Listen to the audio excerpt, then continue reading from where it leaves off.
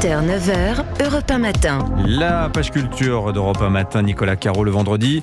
Un classique ou un roman culte, et vous nous parlez donc du tout premier Stephen King.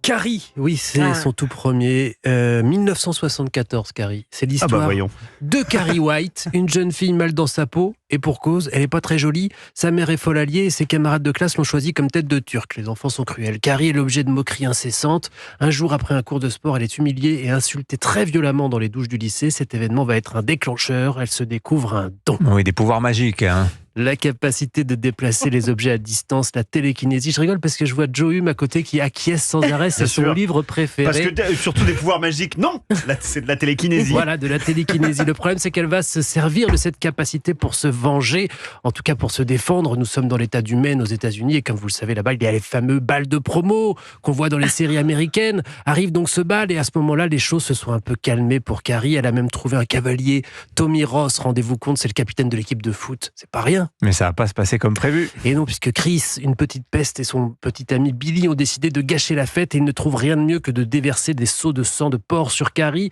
et son nouveau boyfriend. À ce moment-là, Carrie pète les plombs et déchaîne son pouvoir de télékinésie. Pour le pire, elle va tuer pas mal de monde pendant toute la suite du roman que je vous laisse découvrir si vous ne l'avez pas lu. C'était le premier livre de Stephen King, donc ça a bien marché, hein. Immédiatement. En fait, il aimait pas ce roman. Il en avait écrit une partie, puis il l'avait jeté à la poubelle, mais sa femme l'aimait bien, elle. Elle a donc sorti le manuscrit de la poubelle, elle a épousseté les cendres de cigarettes qu'il y avait dessus, elle lui a donné en lui intimant l'ordre de terminer. Il a terminé, il a envoyé à son éditeur, son agent l'a appelé quelques semaines plus tard en disant « On a vendu les droits 400 000 $. Wow. Il n'avait pas un sou. Et c'était un dimanche, et il avait raconté quand il était venu à Paris en 2013 qu'il voulait faire un cadeau à sa femme pour la remercier. Rien n'était ouvert, sauf la station-service. Il y va, il y avait des petits sèche-cheveux de voyage, il lui en a acheté un, symboliquement, pour lui offrir un truc et la remercier ce jour-là. À mon avis, c'est rattrapé depuis avec tous les sous qu'il a dû gagner. Mais alors, 400 millions de livres vendus, Stephen King. Carrie à 50 ans, ça fait mal aussi. Bon, merci Madame King. En tout cas, grâce à vous, on peut lire votre mari et donc toujours écouter sa femme. Nicolas Caro, prenez-en de la graine. Joe Hume, la musique. On met à jour notre playlist musicale avec les nouveautés et cette semaine, c'est le retour de la Madonna australienne. Hein. Exactement. On a de quoi rassasier les oreilles les plus voraces en ce 18 octobre avec effectivement la grosse sortie pop de la semaine. À peine un an après Tension, Kylie Minogue est déjà de retour avec Tension 2. Ah, c'est pas trop casser la tête pour le titre. Un 17e disque taillé pour vous faire gigoter le bassin.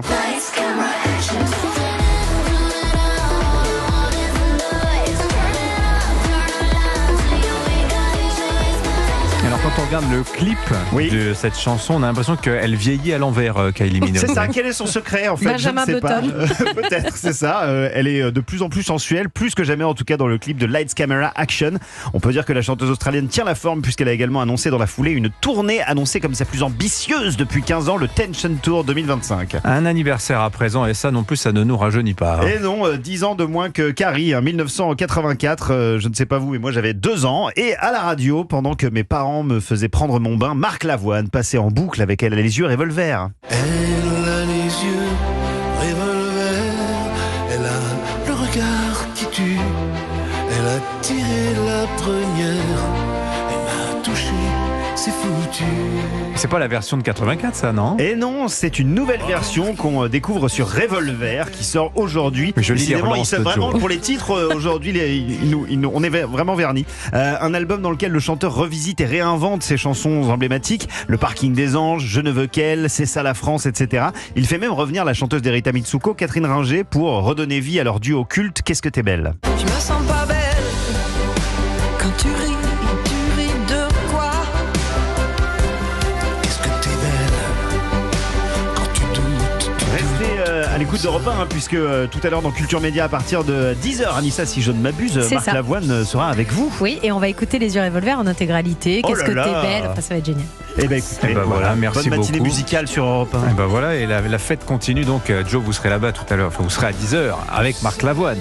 Non, moi aujourd'hui je suis de congé, je suis venu hier. Donc c'est. Oui, il y a un petit changement dans le planning de Culture Média. Faut pas exagérer non plus. Oh là là, on saura tout. Hein. Vous savez ce qu'on peut faire? On peut envoyer les tableaux Excel de tous les Pour plannings de tous les auditeurs, chroniqueurs voilà. aux Ça auditeurs me paraît d'Europe 1. nécessaire. Merci beaucoup les amis.